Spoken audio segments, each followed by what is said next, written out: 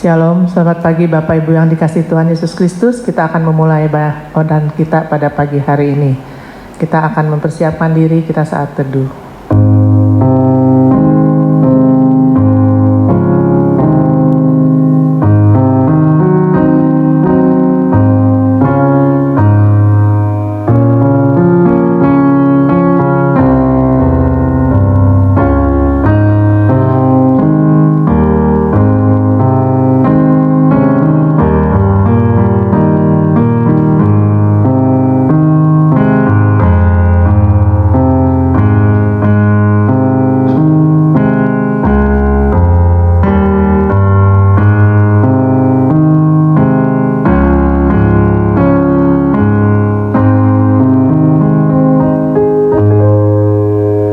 Kami undang untuk bangkit berdiri. Pertolongan kepada kita ialah di dalam nama Tuhan yang menjadikan langit dan bumi, yang memelihara kesetiaannya sampai selama-lamanya, dan tidak pernah meninggalkan pekerjaan buatan tangannya. Kasih karunia dan damai sejahtera dari Allah Bapa kita dan dari Tuhan Yesus Kristus menyertai kita. Amin. Mari kita memuji suci, suci, suci.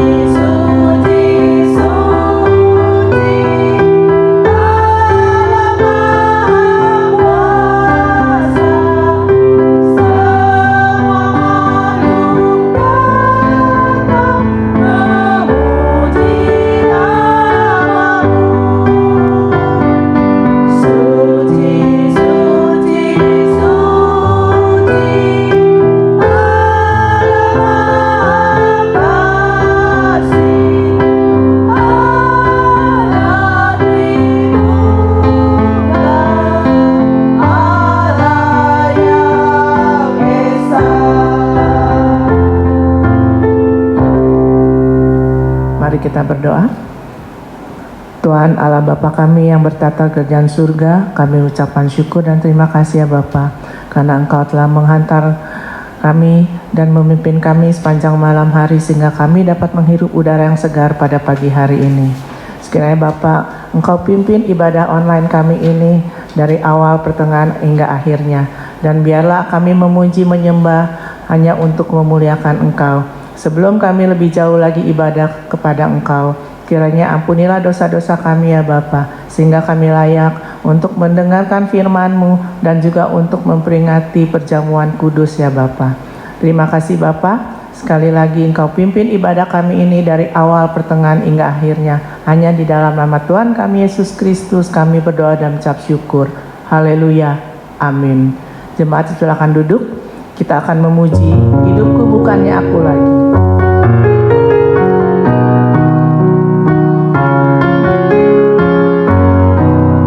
Hidupku bukannya aku lagi.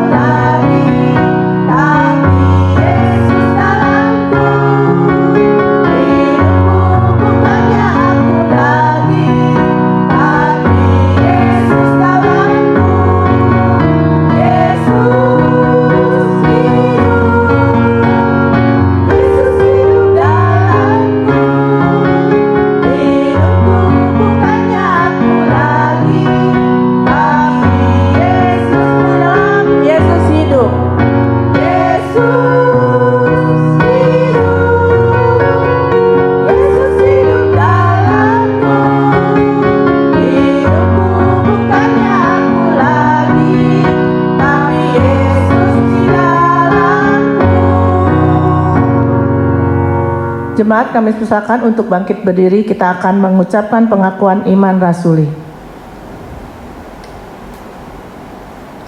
Pengakuan iman rasuli.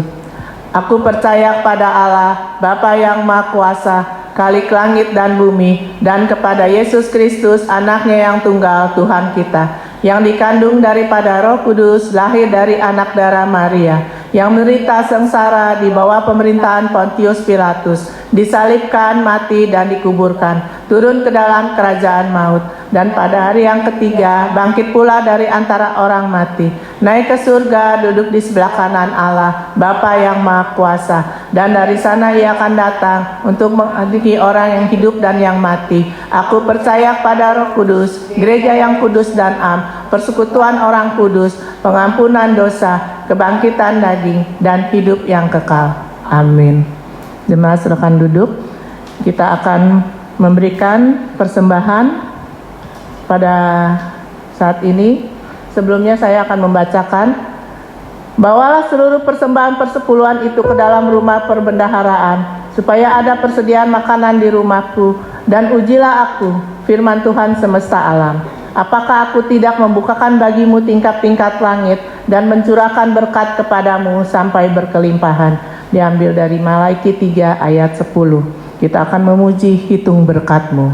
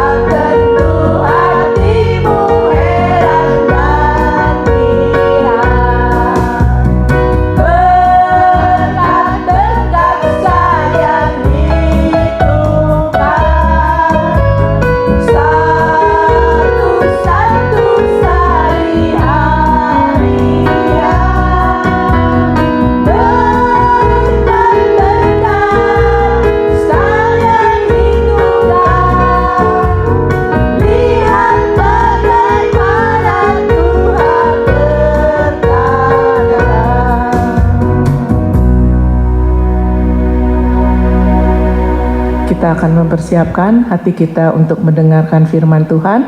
Nah, nanti akan dilanjutkan juga untuk perjamuan kudus yang akan dibawakan oleh hambanya Bapak Pendeta Iwayan Murtajaya dengan tema Iman Mengatasi Kekhawatiran yang diambil dari Matius 6 ayat 25 sampai 34. Kita akan menyambut firman Tuhan dengan menyanyikan Kusiapkan Hatiku Tuhan.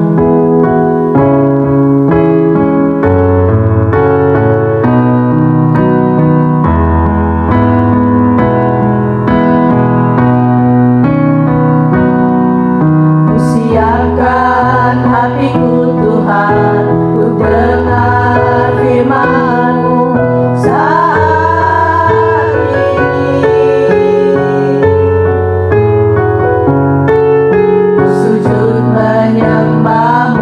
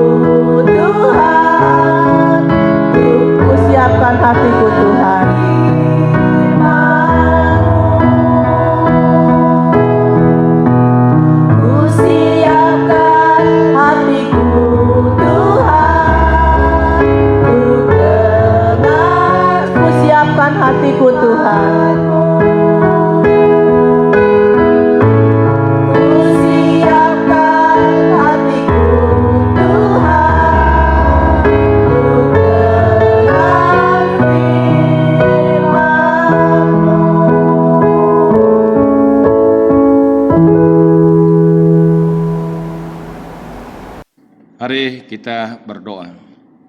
Bapa di surga, dalam nama Tuhan Yesus yang sangat mengasihi kami, kepadamu kami bersyukur karena hari ini di minggu pertama di bulan Juli, kami kembali bisa beribadah kepada Tuhan, walaupun kami masih tetap beribadah di rumah kami masing-masing. Kami percaya bahwa Tuhan selalu hadir menolong kami semua. Waktunya sekarang kami akan dengar firman-Mu, Roh Kudus menolong kami semua, supaya di hati kami ada api cinta terhadap Tuhan, api cinta terhadap firman Tuhan, sehingga hidup kami lebih bergelora untuk hormat kemuliaan bagi nama Tuhan. Dalam nama Yesus kami berdoa. Amin. Ya, salam Bapak Ibu, saudara sekalian yang dikasihi oleh Tuhan Yesus Kristus. Ya, kita sungguh bersyukur pada hari ini di dalam pemeliharaan Tuhan, dalam kesetiaannya, kita masih tetap bisa bersemangat beribadah walaupun di rumah kita masing-masing. Pada pagi ini kita akan mendengar firman Tuhan dengan satu tema, yaitu adalah iman mengatasi kekhawatiran. Iman mengatasi kekhawatiran. Firman Tuhan ini kita akan baca dari kitab Injil Matius pasal yang ke-6 ayat yang ke-25 sampai dengan ayat yang ke-34. Ya, Injil Matius pasal yang ke-6 ayat yang ke-25 sampai dengan yang ke-34. Saya membaca firman Tuhan mengawali dengan ayat yang ke-25. Hal kekhawatiran. Karena itu aku berkata kepadamu, janganlah khawatir akan hidupmu, akan apa yang hendak kamu makan atau minum, dan janganlah khawatir pula akan tubuhmu, akan apa yang hendak kamu pakai. Bukankah hidup itu lebih penting daripada makanan, dan tubuh itu lebih penting daripada pakaian? Terpujilah Tuhan atas firman-Nya. Berbahagialah setiap kita yang memiliki semangat untuk terus belajar firman Tuhan. Bapak Ibu Saudara yang dikasihi oleh Tuhan Yesus Kristus, berbicara mengenai kekhawatiran, saya pikir ini satu kondisi yang sangat up to date, yang dimana sama-sama kita sebagai umat manusia, bukan hanya di Indonesia tapi di seluruh muka bumi, dilanda oleh wabah corona, ya, yang imbasnya semuanya mendatangkan keburukan. Kalau kita lihat secara kasat mata, dengan wabah corona dia menjadi ancaman untuk kesehatan, bahkan telah mendatangkan kematian. Dia akan juga mengancam untuk kehidupan kita secara ekonomi. Bahkan berita terakhir yang diliris dalam berita di televisi bahwa kemungkinan besar, ya, bahwa karena imbas corona ini penduduk bumi bisa mengalami bencana kelaparan lebih daripada 250 juta orang. 250 juta. Ini semua berita-berita yang sangat mengerikan, yang sangat menakutkan, yang juga sangat pasti mengkhawatirkan. Bahkan imbas corona ini itu berimbas buruk terhadap hubungan sosial satu sama lain, ya, hubungan sosial kita di masyarakat, ya, di mana sanak famili keluarga harus berpisah dan sulit untuk berjumpa karena urusan corona ini, dan juga akibat-akibat yang lain yang sangat buruk. Tapi pada hari ini bersama dengan firman Tuhan, kita akan belajar bahwa sesungguhnya kalau kita memiliki iman, kita akan melihat seluruh hal-hal yang mungkin mengkhawatirkan, mencemaskan, menakutkan, itu akan bisa mendatangkan kebaikan buat kita yang memiliki iman percaya kepada Kristus. Nah, saudara, berbicara tentang masalah kekhawatiran, ya, kalau khawatir itu adalah hal yang normal. Semua manusia normal pasti ada khawatirnya, ada cemasnya, ada takutnya. Tetapi kalau sudah kekhawatiran, ketakutan, kecemasan, itu telah menjadi penyakit yang akan memasung seluruh semangat kita, pikiran kita, hati kita, kita akhirnya tidak bisa berbuat apa-apa. Tapi kalau cuma istilahnya takut, cemas, ya khawatir, itu normal, yang akan membuat kita menjadi satu sinyal leram untuk kita bisa waspada dalam hidup ini. Nah, saudara, apa itu iman yang mengatasi kekhawatiran?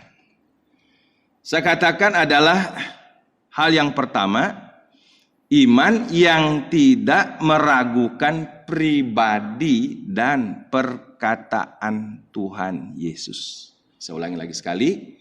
Ya, iman yang mengatasi kekhawatiran itu adalah iman yang tidak meragukan pribadi dan perkataan Tuhan Yesus. Sesuai dengan yang kita baca tadi pada ayat yang ke-25, ya, karena itu aku, siapa di sini? Yesus Kristus, berkata kepadamu, janganlah khawatir akan hidupmu, akan apa yang hendak kamu makan atau minum, dan janganlah khawatir pula akan tubuhmu, akan apa yang hendak kamu pakai. Bukankah hidup itu lebih penting daripada makanan, dan tubuh itu lebih penting daripada pakaian? Saya berkata, Yesus Kristus, pribadi Yesus. Siapa pribadi Yesus? Dia adalah pribadi Allah sendiri, firman yang hidup, logos, yang menjadikan langit dan bumi dengan segala isinya. Dialah Allah yang berdaulat atas segala sesuatu dan atas segala peristiwa. Saudara nanti boleh baca Yohanes pasal 1 ayat 1 sampai 3. Ya. Jadi bahwa tidak ada satupun yang terjadi tanpa Dia, yaitu Yesus Kristus. Pribadi yang maha kuasa. Pribadi di mana kita tidak layak untuk meragukan pribadinya. Tidak layak untuk meragukan perkataannya. Karena perkataan-perkataan firman-Nya adalah ajaib. Tidak ada firman-Nya yang gagal. Roma 9 ayat 6. Tidak ada rencana Tuhan yang gagal. Ayub pasal 42 ayat yang kedua. Jadi maka saudara, siapa yang mengatakan ini? Bukan manusia biasa.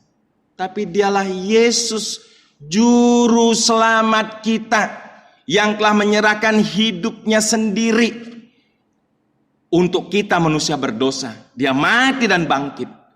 Jikalau hidup yang kekal, hidupnya diberikan pada kita, masa urusan hal makan minum diabaikan oleh Tuhan. Saudara, makanya saya katakan iman yang mengatasi kekhawatiran adalah iman yang tidak meragukan sedikit pun pribadi Yesus dan juga firman-Nya, perkataannya yang disabdakan kepada kita. Apapun mungkin kondisi ke depan, mari kita memandang dari perspektif iman kita sama Yesus. Jangan dengan akal budi kita, jangan dengan kekuatan kita, jangan berdasarkan konsep-konsep pikir kita. Mari kita memandang kepada Yesus Kristus yang telah memberikan dirinya dan juga yang telah memberikan perkataan firman-Nya, pengajarannya. Saudara, ada satu peristiwa yang sangat penting pada waktu Tuhan Yesus hidup di bumi, ya, bersama-sama dengan para murid-Nya. Tatkala Yesus berada di tepi pantai Genesaret untuk mengajar orang banyak. Saudara, di situ diceritakan ada Simon Petrus bersama dengan nelayan-nelayan yang lain sudah semalam-malaman menangkap ikan. Dan memang mungkin adalah masa peceklik sehingga mereka tidak mendapatkan atau menangkap ikan, satu ekor pun tidak dapat. Peraunya kosong, gelondongan. Saudara, akhirnya itu perahu menepi, Yesus naik dikatakan di perahu Simon dan mulai mengajar banyak orang. Sudah selesai mengajar, berarti hari sudah cukup siang. Ya, matahari sudah menyingsing. Dan akhirnya Yesus berkata kepada Simon, Simon, kasih juga kepada yang lain. Sekarang dorong perahumu lebih dalam lagi. Dan tebarkan jalamu di sebelah kanan. Saudara, Simon menjawab, Guru, kami sudah semalam-malaman. Kami ini profesional. Kami ini tahu mengerti urusan masalah temperatur laut dan lain sebagainya, keadaan laut. Kami sudah tidak dapat menangkap apa-apa. Tetapi saudara, Simon tidak berhenti di situ. Tetapi karena engkau yang mengatakannya. Mari kita coba baca dalam kitab Injil Lukas, pasal yang ke-5. Ini saudara lihat.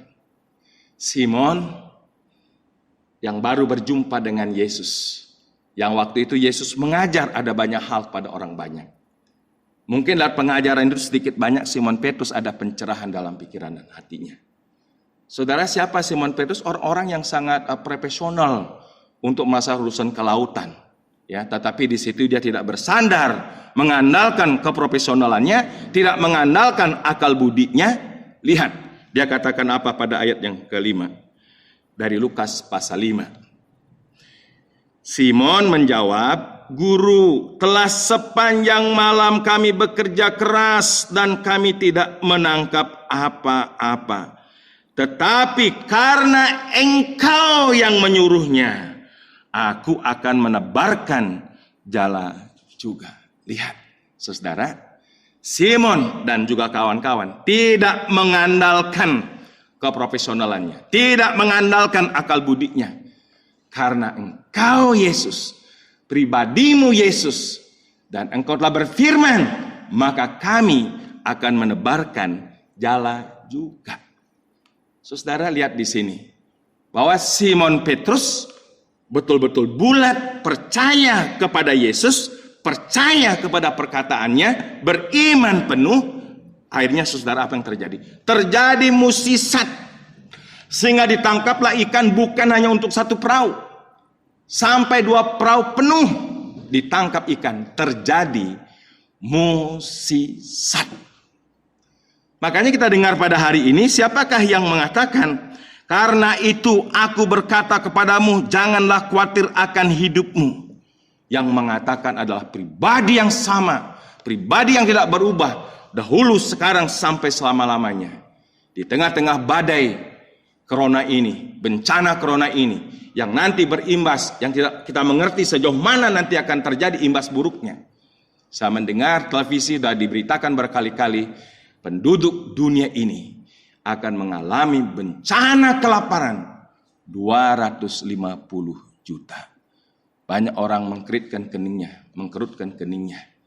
Waduh, ini bagaimana? Ada banyak orang sedang gelisah. Tapi saya katakan juga hari ini, berdasarkan firman Tuhan, mari kita jangan meragukan pribadi Tuhan Yesus. Jangan kita meragukan perkataan firman-Nya. Percaya saja dengan segenap hati kita. Lakukan apa yang menjadi bagian kita.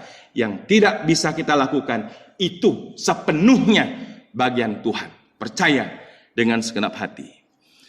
Saudara, yang kedua, iman yang mengatasi kekhawatiran itu adalah iman dinamis yang mau terus belajar.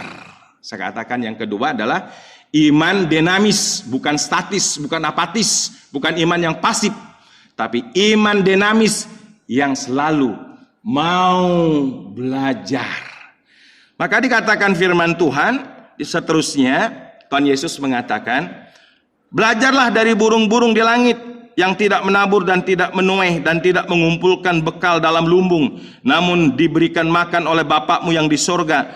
Bukankah kamu jauh melebihi burung-burung itu? Siapakah di antara kamu yang karena kekhawatirannya dapat menambahkan sehasta saja pada jalan hidupnya? Dan mengapa kamu khawatir akan pakaian? Perhatikanlah, belajarlah dengan saksama, itu maksudnya, pada bunga bakung di ladang yang tumbuh tanpa bekerja dan tanpa meminta.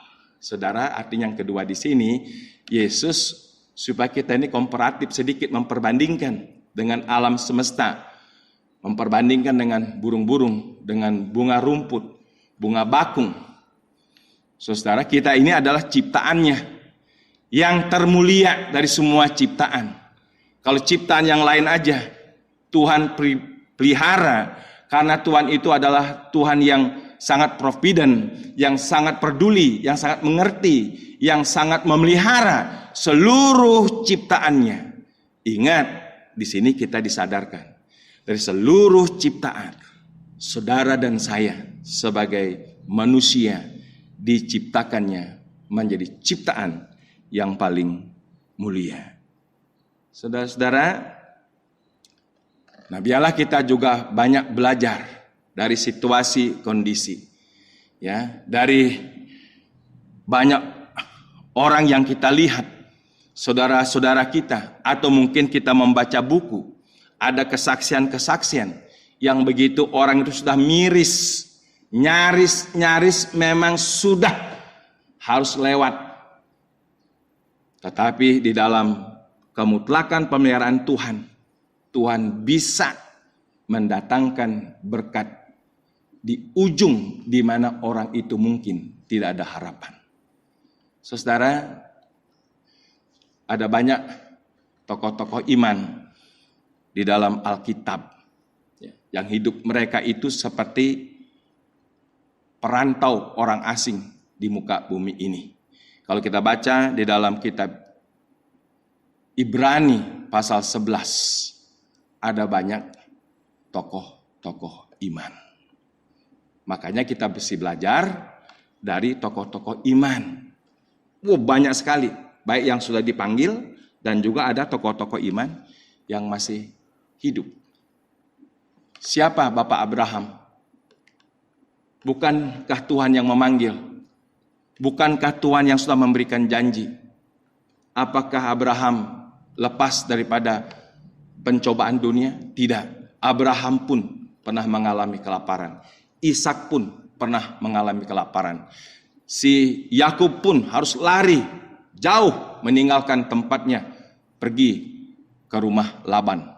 Saudara, ada banyak tokoh-tokoh iman yang lain yang mereka juga mengalami satu perjuangan hidup hari demi hari, urusan makan dan minum. Kita ingat juga Ibu Naomi. Saudara, cerita Rut itu orang seringkali menonjolkan Rut itu tidak salah. Tapi saya juga sangat tertarik dengan Ibu Naomi. Dia pergi dengan tangan yang penuh ke negeri Moab. Dikatakan dengan tangan penuh harta bendanya karena terjadi peceklik di Bethlehem. Bersama suaminya dengan kedua anaknya Malon dan Kilion. Saudara, kedua anaknya mendapat menantu di Moab, yaitu Orpa dan Rut. Saudara, tapi akhirnya semuanya sirna, suaminya meninggal, kedua anaknya meninggal, tinggal Naomi dengan kedua menantunya. Hidup sengsara di negeri Moab. Saudara, namun di negeri Moab ini, di negeri asing, hanya tinggal satu aset. Apa aset itu, saudara? Harta benda sudah habis semua, luluh lantah. Hanya tinggal satu saja pada Naomi, yaitu imannya kepada Elohim, Allah yang hidup, Yesus Kristus, nggak ada lain. Dan akhirnya saudara, dia memberanikan kembali untuk ke Bethlehem karena Bethlehem sudah diberkati oleh Tuhan. Ya, pulang bersama dengan salah satu menantunya yang bernama Rut. Lihat di sini, di tengah-tengah titik nandir, di tengah titik yang begitu sangat krisis, akhirnya karena ada iman percaya yang teguh. Kan ada di negeri asing, bisa aja kalau seandainya iman yang tidak kuat, dia barangkali bisa pindah iman, tapi Naomi tidak. Sehingga dia pulang dalam iman yang sama, dan Tuhan mulai memperhatikan Naomi melalui menantunya, dan terus Rut menikah dengan Boaz, seterusnya. Dan akhirnya Naomi terpelihara dari urusan resesi ekonomi yang dia alami. Tuhan memberkati Naomi melalui menantunya Rut yang nikah dengan si Boaz, terus melahirkan keturunan sang juru selamat. Luar biasa, puji Tuhan. Makanya ada banyak pelajaran. Makanya yang kedua, iman yang mengatasi kekhawatiran, jangan berhenti belajar. Belajar terus dari semua keadaan. Saudara-saudara kita, bukannya kita yang mengalami kesusahan, orang lain pun ada mengalami kesusahan. Kalau mereka bisa mengatasi, berdiri tegak dalam kesusahan, dalam masalah pergumulan penderitaannya, kenapa kita tidak? Kita lebih orang yang beriman kepada Yesus Kristus. Iman dinamis yang selalu mau belajar. Ada banyak pelajaran. Saudara, saya yakin dan percaya saudara mengerti akan poin yang kedua ini. Nah, poin yang ketiga, iman mengatasi kekhawatiran itu adalah iman yang memprioritaskan hal rohani, yaitu kerajaan surga. Jadi walaupun memang kita barangkali sudah pas-pasan, di bawah pas-pasan, tapi tetap justru semangat rohani kita jangan surut. Ekonomi boleh resesi, semangat rohani kita jangan resesi. Ekonomi boleh peceklik, iman kita jangan peceklik. Iman kita tetap subur. Ya, di tengah-tengah masa sulit ini, di masa corona ini. Maka dikatakan firman Tuhan, saya langsung aja pada ayat yang ke-33, ayat yang terkenal. Banyak orang Kristen menghafal, sudah tidak asing lagi. Namun hari ini kita perlu mengimani ayat ini, dikatakan demikian. Tetapi carilah dahulu kerajaan Allah dan kebenarannya, maka semuanya itu akan ditambahkan kepadamu. Carilah terlebih dahulu kerajaan Allah dan kebenarannya.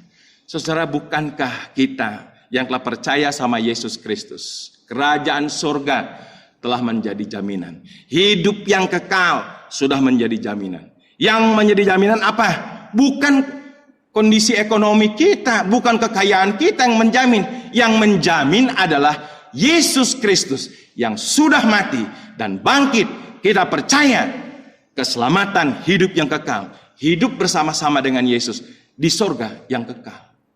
Saudara, kali ini kita sudah mempunyai keyakinan bulat, maka dalam dunia ini mari utamakan hal rohani. Apa hal rohani? Yaitu doa, baca firman, beribadah sama Tuhan, melayani Tuhan. Jangan kendor. Karena resesi ekonomi lemes, melayani Tuhan lemes.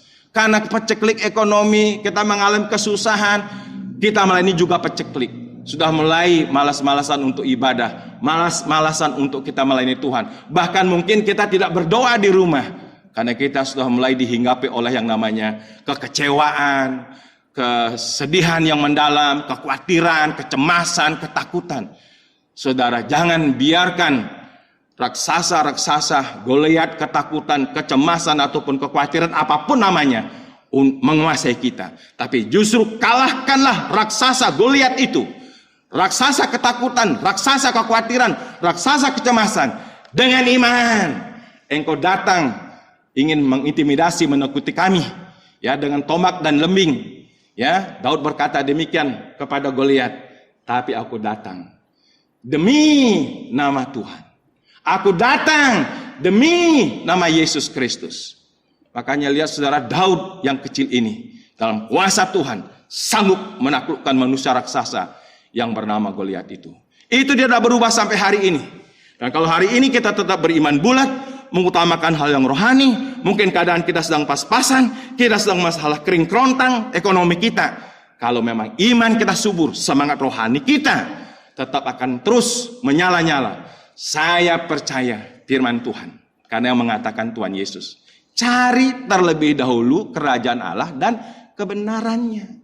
Maka urusan makan, minum, pakai, sandang, pangan, Allahku akan memenuhi keperluanmu sesuai dengan kekayaannya dalam Kristus Yesus. Filipi 4 ayat 19. Terlalu banyak janji Tuhan.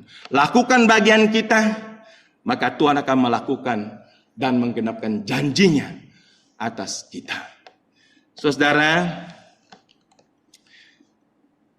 biarlah kiranya firman Tuhan pada hari ini boleh kembali mengingatkan dan menyegarkan kita kembali di tengah-tengah situasi yang sangat sulit. Kita dilanda oleh masalah corona ini, yang dimana banyak orang bukannya takut, ketakutan. Bukan hanya orang itu khawatir, kekhawatiran. Bukan hanya orang itu cemas, tapi kecemasan. Saudara, jangan kita terpasung oleh situasi zaman ini. Kita tetap memandang pada Yesus. Iman yang mengatasi kekhawatiran adalah iman yang tidak meragukan pribadi dan perkataan Tuhan Yesus. Iman yang mengatasi kekhawatiran adalah iman dinamis yang selalu mau belajar. Sejauh mana saudara mau belajar? Tetap nggak saudara dinamis, progresif, terus mau belajar. Yang ketiga adalah iman yang memprioritaskan kerajaan Allah dan kebenarannya. Memprioritaskan hal-hal rohani. Percaya yang lain. Siapa mengatakan Yesus yang lain urusan apa? Makan, minum, pakai yang tadi dikatakan di atas. Pasti Tuhan mempercukupkannya. Karena ajaran Tuhan Yesus, berikanlah hari ini makanan kami, rezeki kami secukupnya. Biarlah kiranya Tuhan Yesus yang sudah mati dan bangkit bagi kita, menyelamatkan kita, menolong kita untuk melanjutkan perjalanan dengan semangat iman, semangat perjuangan, semangat pengharapan yang terus berkobar-kobar. Tuhan Yesus memberkati. Amin. Kita berdoa. Bapa, terima kasih untuk pengajaran firman pada hari ini. Biarlah kami disegarkan kembali, diingatkan kembali, diteguhkan kembali, dikuatkan kembali, supaya situasi dunia tidak mengintimidasi kami. Tetapi dalam iman kami memandang, justru situasi dunia akan memberikan pada kami motivasi yang besar untuk lebih beriman pada Kristus, untuk lebih mau belajar, untuk kami lebih mengutamakan hal-hal rohani. Kami percaya pada waktu kami genapkan firman-Mu, maka Tuhan pasti menggenapkan bagian-Mu. Kami akan meneruskan dengan perjamuan kudus. Tolonglah kami semua supaya perjamuan kudus ini boleh memberkati kami. Dengan perjamuan kudus kami menyatu dalam penderitaan, kesengsaraan, kematian, dan kebangkitan-Mu. Dalam nama Yesus kami berdoa. Haleluya. Amin. Mari saudara, kita akan melanjutkan dengan perjamuan kudus pada hari ini. Bagi setiap saudara yang sudah dibaptis, mari bersama-sama dengan sukacita kita melaksanakan perjamuan kudus. Bagi saudara yang belum dibaptiskan, mohon kesabarannya demi ketertiban kita di dalam berjemaat. Saya membacakan beberapa ayat firman Tuhan yang mengantar kita kepada perjamuan kudus. 1 Korintus 11 ayat 23 dan selanjutnya. Sebab apa yang telah kuteruskan kepadamu telah aku terima dari Tuhan, yaitu bahwa Tuhan Yesus pada malam waktu ia diserahkan mengambil roti, dan setelah itu ia mengucap syukur atasnya, ia memecah-mecahkannya dan berkata, inilah tubuhku yang diserahkan bagi kamu, perbuatlah ini menjadi peringatan akan aku. Demikian juga ia mengambil cawan setelah makan, lalu berkata, cawan ini adalah perjanjian baru yang dimeteraikan oleh darahku. Perbuatlah ini setiap kali kamu meminumnya menjadi peringatan akan aku. Terpujilah nama Tuhan. Saudara, dalam perjamuan kudus ada dua benda yang dikhususkan atau disakralkan. Yang pertama adalah roti yang tidak beragi, yang melambangkan atau memberi makna tubuh Yesus yang suci tanpa dosa. Dan roti itu dipecah-pecahkannya. Tubuh Yesus dikorbankannya untuk kita. Karena itu mari kita angkat roti ini di tangan kanan kita. Saya katakan sesuai dengan firman Tuhan bahwa roti ini adalah melambangkan tubuh Tuhan Yesus yang suci, yang dipecah-pecahkannya demi kita orang-orang berdosa. Sekarang terimalah roti ini dengan iman dan makan.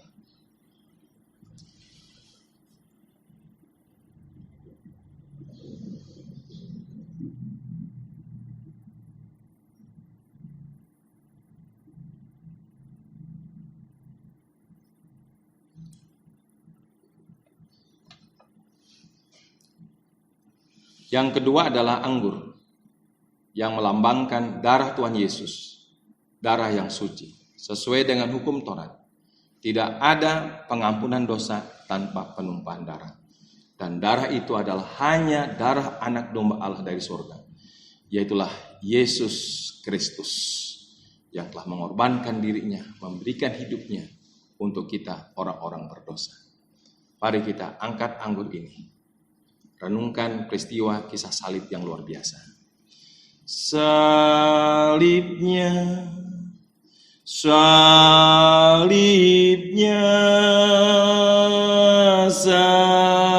selama mulia, dosaku dihapuskan. oleh darah Yesus. Sesuai juga dengan nas Alkitab bahwa anggur ini melambangkan darah Yesus Tuhan Yesus yang suci, yang ditumpahkan demi pengampunan segala pelanggaran, salah, bahkan segala dosa-dosa kita. Terimalah anggur ini dengan iman dan minumlah.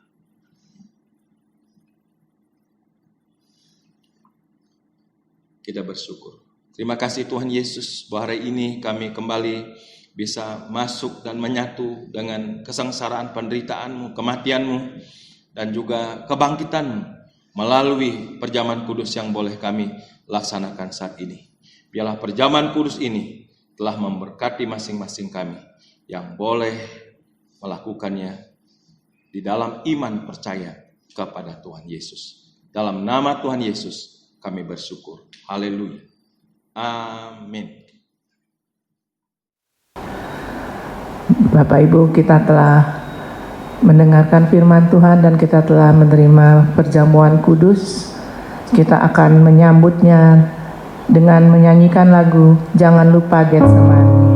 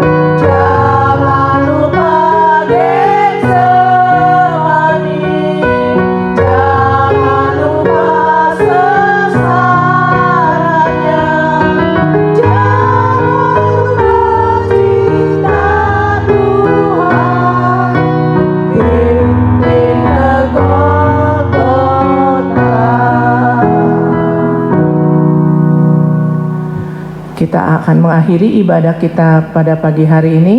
Kami minta jemaat untuk bangkit berdiri. Kita akan menyanyikan lagu doksologi. Setelah itu kita akan doa syafaat, doa persembahan dan berkat akan dilanjutkan dengan amin-amin oleh hambanya, Bapak Pendeta Iwayan.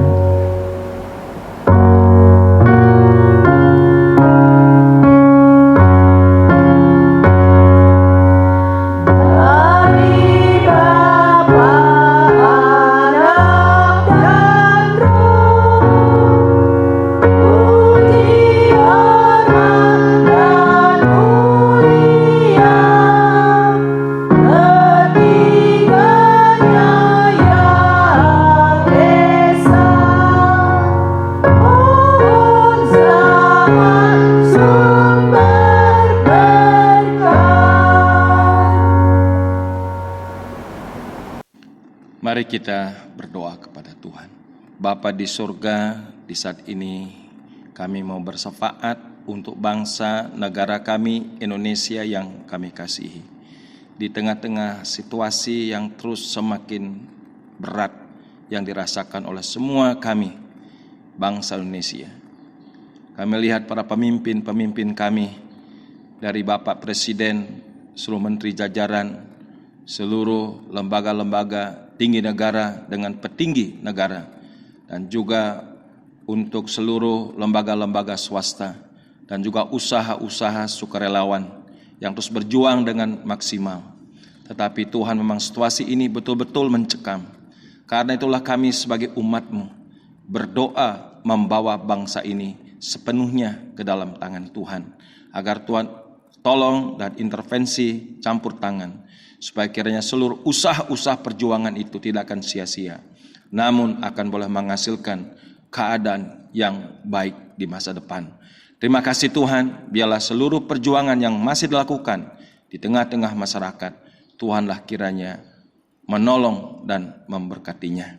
Kami juga berdoa untuk pekerjaan-Mu yang terus dilangsungkan di berbagai tempat, dimanapun juga, agar situasi yang buruk ini, Injil Tuhan akan tetap diberitakan. Di tengah-tengah situasi yang buruk, Injil Tuhan menjadi kabar yang baik, yang boleh akan menyelamatkan banyak orang. Demikian juga untuk pekerjaan-Mu di Sidang Kristus, baik melalui sinode maupun setiap gereja lokal yang ada, dimanapun gereja-Mu berdiri Tuhan, baik di Sukabumi, di Bandung, Kelapa Gading, di Bogor, di Prungpung, yang ada di Lampung, yang ada di Pringsewu, yang ada di Waiabung, Sekinco, yang ada di Bangka, di Batam, dan juga seluruh gereja-Mu Sidang Kristus di Kalimantan Barat, Sanggau. Tuhan menolong memberkati Pospei di Tangerang, dan juga gereja-Mu di Curug ini. Biarlah kiranya Tuhan terus memberikan semangat supaya api Tuhan tetap bernyala di dalam iman percaya dalam pelayanan kami kepada Tuhan. Demikian kami mengangkat dalam doa untuk seluruh kondisi-kondisi jemaat-Mu di tengah-tengah situasi ekonomi. Mungkin mereka sedang mengalami kesulitan ekonomi, mereka sedang mengalami kondisi yang tidak sehat, mungkin kondisi rohani yang apatis. Tuhan menolong supaya kiranya seluruh jemaat Tuhan boleh bangkit, Tuhan pulihkan, dan Tuhan boleh memberikan kepada mereka satu pengharapan, mereka tetap boleh percaya beriman di tengah-tengah situasi yang sulit. Secara khusus kami berdoa untuk anak Floren di Amerika yang sudah dioperasi. Tuhan juga tolong jamah supaya kiranya lewat operasi ini Floren boleh disembuhkan, dipulihkan oleh Tuhan, sehingga penyakit ini mendatangkan kemuliaan bagi Tuhan, mendatangkan satu sukacita besar bagi keluarganya. Terima kasih Bapa. Kami menyerahkan juga persembahan yang boleh kami bawa kepada Tuhan. Tuhan memberkati semua persembahan yang boleh kami bawa kepadamu menjadi berguna untuk pekerjaan Tuhan. Terpujilah Allah kami kekal. Inilah syafaat dan doa persembahan yang kami bawa dalam satu nama, Yesus Kristus yang mengajar kami semua berdoa demikian. Bapa kami di surga, dikuduskanlah nama-Mu, datanglah kerajaan, jadilah kehendak-Mu di bumi seperti di surga. Berilah pada hari ini makanan kami secukupnya, dan ampunilah kesalahan kami, seperti kami sudah mengampuni orang lain yang bersalah kepada kami. Dan janganlah membawa kami ke dalam pencobaan, tetapi lepaskanlah kami segala yang jahat. Karena Engkau-lah mempunyai kerajaan dan kuasa dan kemuliaan sampai selama-lamanya. Terimalah berkat daripada Tuhan. Kiranya damai sejahtera dari Allah Bapa yang limpah sempurna, kasih karunia penebusan, pengampunan dosa, keselamatan hidup yang kekal dalam Kristus Yesus Anak yang tunggal, serta janji penyertaan penghiburan kekuatan oleh Roh Kudus, menyertai saudara sekalian sekarang ini, sampai selama-lamanya. Amin.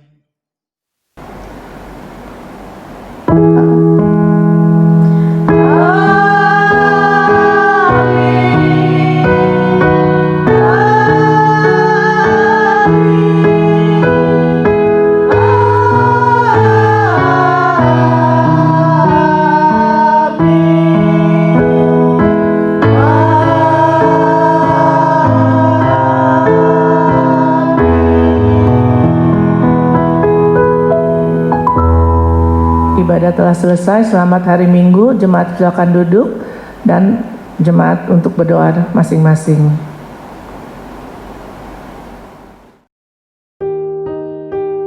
Tuhan.